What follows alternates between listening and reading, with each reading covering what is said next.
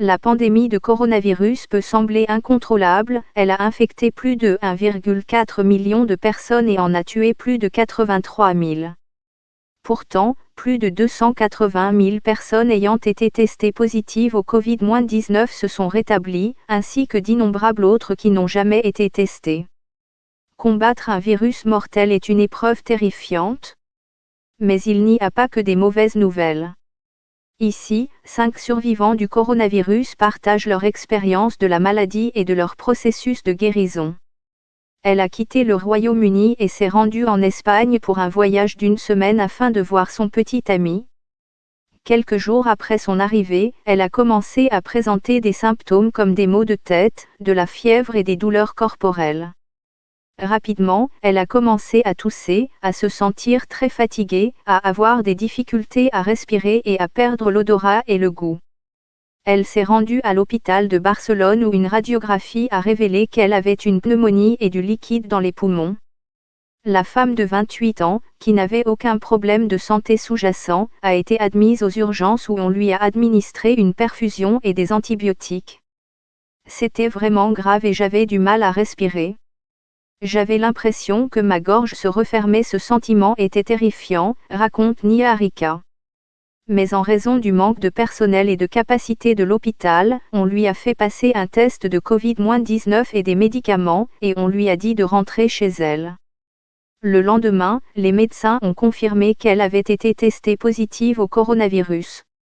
Après mon diagnostic, on m'a prescrit du paracétamol, de l'hydroxychloroquine et des antibiotiques appelés azithromycine, que je devais prendre pendant 5 jours. La fièvre a été le premier symptôme à disparaître, j'ai donc arrêté de prendre le paracétamol plus tôt. Cela a définitivement fait baisser ma fièvre. Les antibiotiques étaient destinés à ma pneumonie et au liquide dans mes poumons. Je ne sais pas s'ils ont fonctionné, car je n'ai pas eu d'autres radiographies, mais je peux maintenant respirer profondément, ce qui est un bon indicateur. Les médecins m'ont expliqué que l'hydroxychloroquine est un médicament antipaludéen utilisé à titre expérimental pour les patients atteints du Covid-19. Je crois savoir qu'il est censé combattre le virus, mais je ne sais pas s'il a fonctionné ou si c'est une combinaison de tout et de repos. Son organisme a répondu au traitement et elle se rétablit chez elle à Londres.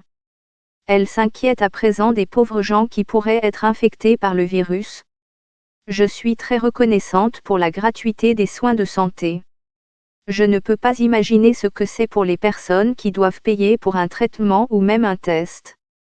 Je pense que ce que certains jeunes ne comprennent pas, c'est que les médecins devront choisir qui vit et qui meurt et cela pourrait être votre mère.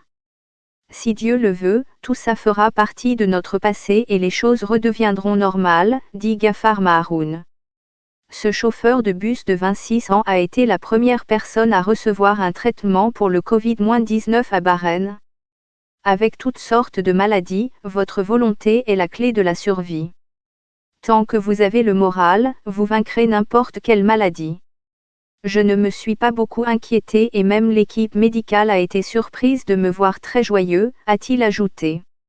Il s'est récemment rendu dans la ville iranienne de Mashhad et est rentré à Bahreïn via Dubaï avec sa femme, qui n'a pas été infectée. Il soupçonne qu'il a pu contracter le virus d'un autre passager qui toussait beaucoup dans l'avion. Au fur et à mesure que la pandémie s'est aggravée, de nombreuses personnes dans le pays ont compris son malheur. On a conseillé à Ghaffar de rester seul chez lui pendant 4 semaines. Ghaffar dit qu'il est maintenant complètement guéri du Covid-19 et qu'il attend avec impatience de revoir ses enfants. Jayantara Nazing est l'un des premiers patients sri-lankais atteints du Covid-19 et également l'un des premiers à se rétablir. Cet homme de 52 ans travaille comme guide touristique et, pendant la première semaine de mars, il s'est rendu avec un groupe de 4 touristes italiens à la Dambulla, une ville ancienne connue pour son célèbre temple rupestre. Sa santé s'est soudainement détériorée rapidement et il s'est empressé de rentrer chez lui dans la capitale, Colombo. J'ai dit à ma femme que nous devrions aller chez le médecin de famille pour nous faire soigner. Après avoir vu les symptômes, le médecin m'a dit d'aller directement à l'Institut national des maladies infectieuses, explique Jayantara Nazing. Le soir du 9 mars, il a été confirmé que j'étais infecté par un coronavirus. J'ai craint pour ma vie, dit Jayanta Ranasinghe. Le personnel de l'hôpital l'a convaincu de ne pas paniquer. Alors qu'il luttait pour sa vie, sa femme et ses 2 enfants ont dû faire face à des voisins en colère. Certains de nos voisins avaient écrit des pétitions pour que nous transmettions le virus à tout le village. Sentant la situation, les responsables de la santé sont venus leur expliquer la maladie et les ont apaisés. Ranasinghe a dû faire passer des tests à son fils pour prouver qu'il allait bien afin de calmer les parents de ses camarades de classe. Il a été soigné pendant 18 jours et est rentré chez lui le lundi 22 mars. Les médecins lui ont conseillé de se mettre en quarantaine pendant 21 jours supplémentaires. Le journaliste de la BBC George Alagia, qui est traité pour un cancer de l'intestin, a eu un cas bénin de coronavirus. En tant que patient cancéreux, il a subi des tests après avoir développé une fièvre et quelques jours plus tard, son oncologue a appelé pour dire qu'il avait été testé positif pour le virus. J'ai certainement le sentiment qu'après avoir vécu cette expérience, dans mon cas 6 ans comme patient cancéreux, je suis entré dans ce sentiment en fait assez fort. Si je peux vivre avec le cancer, je peux certainement vivre avec le Covid-19. En raison de son état de santé sous-jacent, le patient de 64 ans entre certainement dans une catégorie à haut risque en ce qui concerne le Covid-19.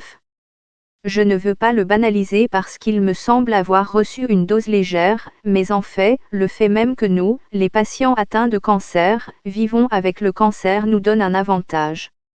Nous avons été confrontés à ces moments difficiles et sombres de notre vie. Tiger Y est un étudiant de 21 ans, originaire de Wuhan, en Chine, où la pandémie de coronavirus a débuté. Il ne sait toujours pas comment il a contracté le virus, bien que sa maison ne soit qu'à 10 minutes en voiture du marché de gros des fruits de mer de Huanan, espace lié au premier cas de Covid-19, bien qu'il affirme que personne de sa famille n'a visité cet endroit depuis longtemps. Au début, ses symptômes comprenaient des douleurs musculaires, une perte d'appétit et de la fièvre, mais ils se sont transformés en une toux persistante, ainsi qu'en vomissements et diarrhée. C'était probablement la période la plus douloureuse de ma vie. Je n'ai jamais été aussi malade, a-t-il déclaré au service chinois de la BBC. Les vomissements m'ont fait pleurer. C'était vraiment douloureux. Je me suis assis sur le sol de la salle de bain après avoir vomi, en pensant que j'allais mourir. Mon ventre était gonflé mais tout ce que je mangeais, je finissais par vomir. Chaque partie de mon corps souffrait. Il dit qu'il n'a jamais été admis à l'hôpital par manque de lit mais qu'on lui a posé une perfusion et que les scanners ont montré une infection des poumons. On lui a dit de s'isoler à la maison et il dit qu'après avoir reçu d'autres 4 et pris des médicaments pendant près de 10 jours, ses symptômes ont progressivement disparu. Cependant, survivre au virus lui a permis d'apprécier davantage sa vie et sa famille et maintenant il est prêt à donner en retour. Il dit qu'il a donné son plasma sanguin 2 fois depuis sa guérison dans l'espoir que cela puisse aider d'autres personnes. Rafia, nom d'emprunt, étudiait la médecine à Wuhan, où l'épidémie de virus a commencé. Elle a pu fuir la ville juste avant le confinement et a atteint l'état du Kerala, dans le sud de l'Inde. Quelques jours après son retour chez elle, elle a été testée positive et est devenue la première patiente de l'Inde. Elle a été placée dans un service d'isolement. La jeune femme de 20 ans est restée calme et a pu se remettre sur pied. Une fois ma quarantaine terminée, je suis allée retrouver ma grand-mère et d'autres membres de ma famille, se souvient-elle. Je suis toujours occupée. Je discute avec mes parents. Notre grand-mère est aussi chez nous. Moi, ma mère et ma grand-mère cuisinons ensemble. Nous sommes une famille heureuse, dit-elle. Elle est confinée à la maison, en raison du confinement national en vigueur en Inde, mais Rafia pense que reproduire la stratégie chinoise de garder les gens à l'intérieur donnera des résultats rapides. Pour moi, c'est le retour à la normale. J'espère que tout va s'arranger. Nous allons nous en sortir.